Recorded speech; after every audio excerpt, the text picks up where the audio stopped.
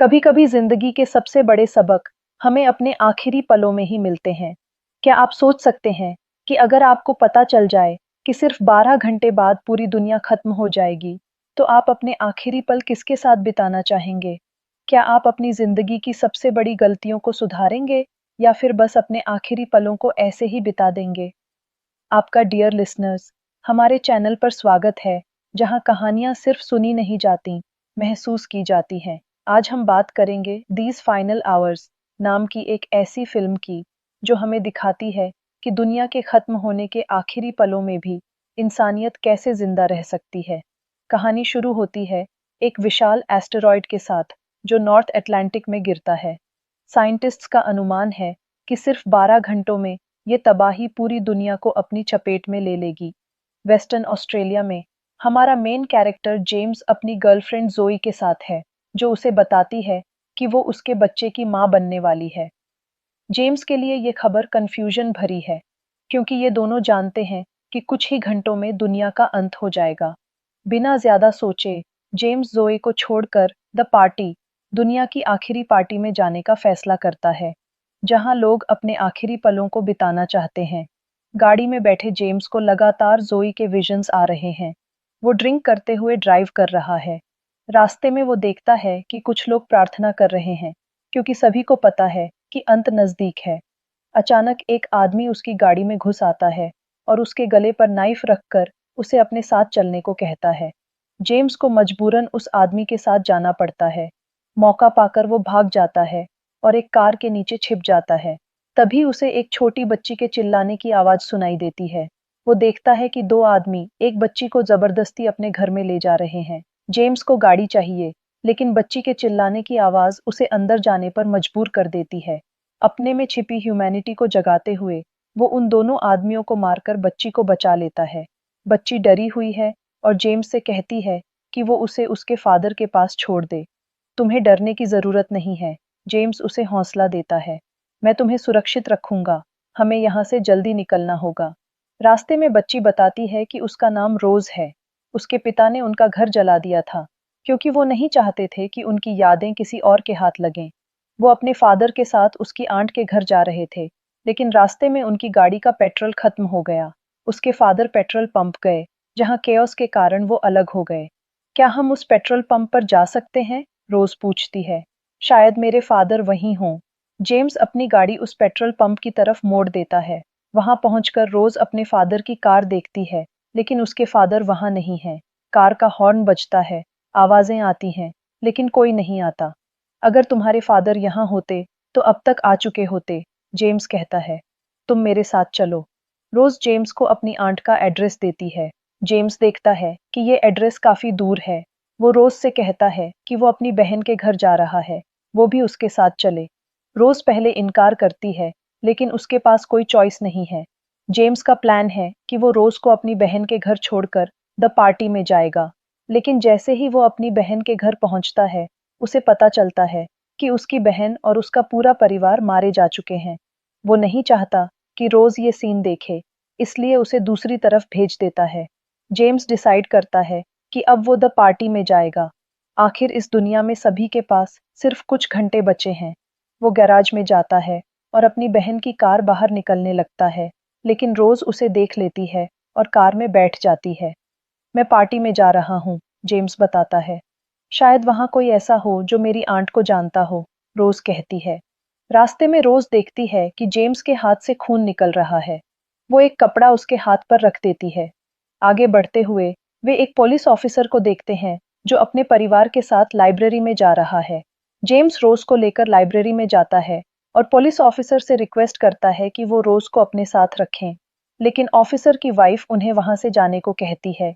जैसे ही वे जाने लगते हैं, पुलिस ऑफिसर जेम्स के पास आता है। वो बहुत डरा हुआ है और जेम्स से कहता है कि वो उसके पूरे परिवार को मार दे, क्योंकि वो इस तबाही का डर और नहीं सह सकते। जेम्स ऐसा करने से मना कर देता है और रोज को लेकर वहां से निकल जाता है। वो आखिरकार द पार्टी पहुंच जाते हैं। द पार्टी में बहुत सारे लोग अपने आखिरी पलों को झूमकर बिता रहे हैं। यहाँ का होस्ट जेम्स का दोस्त है और उसकी बहन एक समय जेम्स की गर्लफ्रेंड थी। वो जेम्स को फिर से देखकर खुश होती है और उसे अपने साथ चलने को कहती है। जेम्स रोज से कहता है कि वो जल्द ही वापस आएगा और उसकी एक्स गर्लफ्रेंड के साथ अंदर चला जाता है, लेकिन वहां भी उसे अपनी बहन और उसके परिवार की मौत का दुख सताता रहता है। वो अपनी एक्स गर्लफ्रेंड को इसके बारे में बताना चाहता है, लेकिन वो सुनना नहीं चाहती। उसकी एक्स गर्लफ्रेंड उसे बेसमेंट में ले जाती है, जहाँ एक बंकर है। वो बताती है कि जब सुनामी आएगी, तो वे यहाँ छिप जाएंगे। जेम्स कहता है कि इस तबाही से कोई नहीं बच सकता। ये इतनी बड़ी है कि कोई बंकर भी उन्हें नहीं बचा सकता। मैं मरना नहीं चाहती, वो रोने लगती है। उसका भाई, जो पार्टी का होस्ट है, वहां आ जाता है और जेम्स पर चिल्लाता है कि उसने उसकी बहन को झूठी उम्मीद दी है। जेम्स ऊपर वापस आता है और देखता है कि किसी ने रोज को ड्रग्स दे दिए हैं। उसकी तबीयत खराब हो रही है। जेम्स तुरंत रोज को लेकर वहां से निकल जाता है और अपनी माँ के घर जाता है। उसकी माँ उसे देखकर हैरान है और पूछती है, तुम इतने समय बाद आए, और वो भी ऐसे समय में। वो जेम्स की बहन के बारे में पूछती है। जेम्स उसे सच नहीं बताता कि उसकी बहन मर चुकी है। वो कहता है कि वो वहां से चले गए हैं। ये लड़की कौन है? उसकी माँ पूछती है। ये अपने पिता से अलग हो गई है, जेम्स झूठ बोलता है। मैं सिर्फ इसकी मदद कर रहा हूँ। क्या गराज में पेट्रोल है? उसकी माँ हाँ कहती है। जेम्स अपनी गाड़ी में पेट्रोल भर लेता है। वो आखिरी बार अपनी माँ को देखता है और फिर रोज को लेकर उसकी आंट के घर की तरफ चल पड़ता है। जब वो रोज की आंट के घर पहुंचते हैं, तो वहां कोई नहीं होता। घर के पास जेम्स को एक डेड बॉडी मिलती है, जिसकी जेब में रोज की फोटो है। वो समझ जाता है कि ये रोज के पिता हैं। रोज भी उधर आना चाहती है, लेकिन जेम्स उसे रोकता है। लेकिन रोज उसकी बात नहीं मानती और अपने पिता की लाश देख लेती है। वो दुखी हो जाती है। तुम मेरे साथ चलो, जेम्स कहता है। नहीं, रोज कहती है। मैं अपने फादर से बहुत प्यार करती हूँ और अपनी जिंदगी के आखिरी पलों में मैं उनके साथ रहना चाहती हूँ। मैं भी फादर बनने वाला हूँ, जेम्स कहता है। वो पार्टी वाली लड़की प्रेग्नेंट है? रोज पूछती है।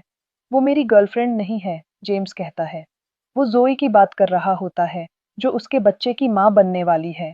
पहले तो वो इस खबर से खुश नहीं था, क्योंकि दुनिया खत्म होने वाली थी। लेकिन अब रोज के साथ रहकर उसे एहसास हो चुका है कि एक पिता और बेटी का बॉन्ड क्या होता है। इस वक्त तुम्हें जोई के साथ होना चाहिए था, रोज कहती है। मुझसे गलती हो गई, जेम्स कहता है। अभी भी वक्त है, रोज कहती है।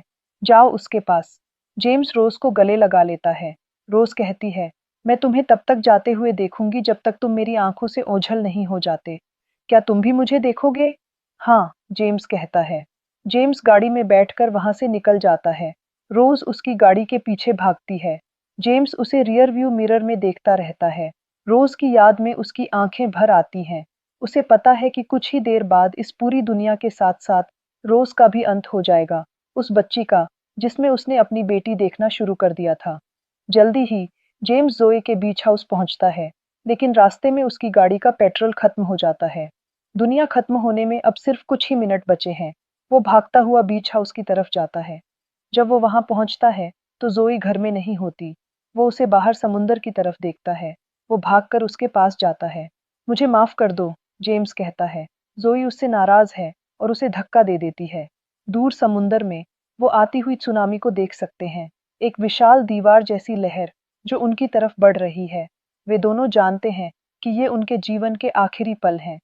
तुमने मुझे अकेला छोड़ दिया, जोई कहती है, लेकिन फिर वो जेम्स को गले लगा लेती है, क्योंकि वो दोनों एक दूसरे से प्यार करते हैं। दूर से आती हुई सुनामी उन तक पहुंच जाती है, जो उनके साथ साथ पूरी दुनिया को अपनी चपेट में ले लेती है। दीज फाइनल आवर्स एक ऐसी कहानी है जो हमें एक दर्दनाक लेकिन जरूरी सच दिखाती है कि जब दुनिया खत्म होने लगे, तो हमारे पास सिर्फ एक चीज बचती है, इंसानियत। ना पैसे काम आते हैं, ना शोहरत, ना घमंड। आखिरी लम्हों में मायने रखते हैं सिर्फ वो रिश्ते जिन्हें हम दिल से निभाते हैं, वो माफी जो हम देने से डरते हैं, और वो प्यार जिसे हम कभी कह नहीं पाए। आज भी, जब हम अपनी अपनी जिंदगियों में भाग रहे हैं, भूलते जा रहे हैं कि टाइम का कोई भरोसा नहीं। फाइनल आवर्स दूर की बात नहीं है, वो हर दिन हमारे करीब आ रही है। शायद वक्त आ गया है कि हम रुकें, सोचें और अपनी जिंदगियों को जीने का तरीका बदलें, क्योंकि अंत में हम सबके हिस्से में कुछ पछतावे होंगे या कुछ सच्चे रिश्ते। डिसीजन आज भी हमारे हाथ में है। जिंदगी अभी बाकी है, उसे बस सही तरीके से जीना शुरू करिए। आज के लिए बस इतना ही, माय डियर लिसनर्स। अगर आपको ये मूवी पसंद आई, तो वीडियो को लाइक करें, शेयर करें और हमारे चैनल को ऐसी और वीडियोस देखने के लिए याद से सब्सक्राइब ज़रूर कर लें। मिलते हैं बहुत जल्द एक और फिल्म की कहानी के साथ। तब तक अपना ख्याल रखिए, खुश रहिए और अच्छी फिल्में देखते रहिए। Till then, goodbye my dear listeners.